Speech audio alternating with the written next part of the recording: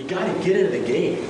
T, take ultimate responsibility. A, access resources. G is get into the game. Actually, we call it the G force. You got to take action. You can't be on the sidelines and watching other people play. You've got to actually be willing to step on the field, step into the promised land that's scary, and take action. That's the first action. Step into it, right?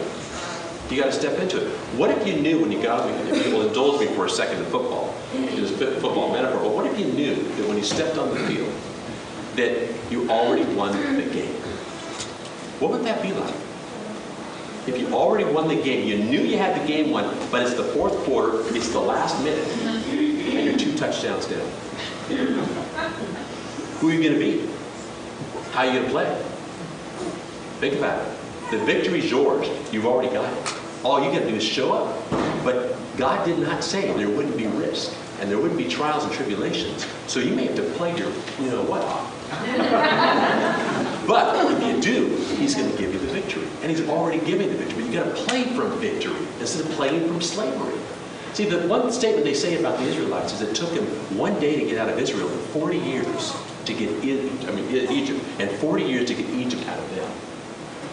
In fact, I would say probably most of them didn't get Egypt out of them.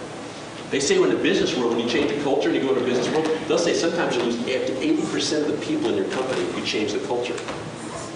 Because they're used to their comfort zone. They don't want to play it. And it takes that kind of thinking, and most of us lean on our own understanding. The scripture says not to lean on our own understanding, but to lean on God's understanding. And that means faith, right? Taking an action and taking a step. So you got to get on the field. You got to get into action. And so my invitation for you today, for all of us, in fact, when I was thinking about this and writing it, I realized that this is really good for me to do right now, is to look at what are the giants in my life right now? Where do I have giants? Is it my personal relationships?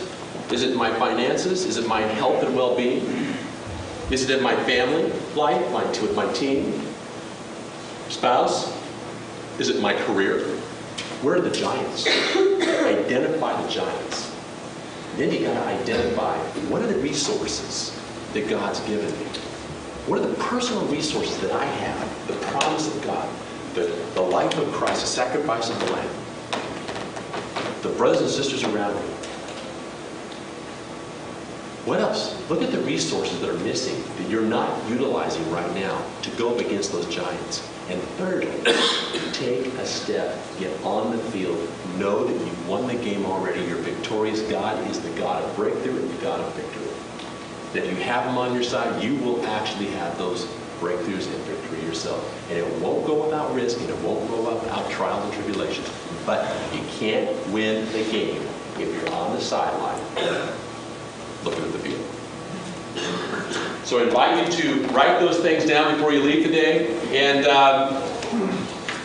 I just want to say, tag, you're it.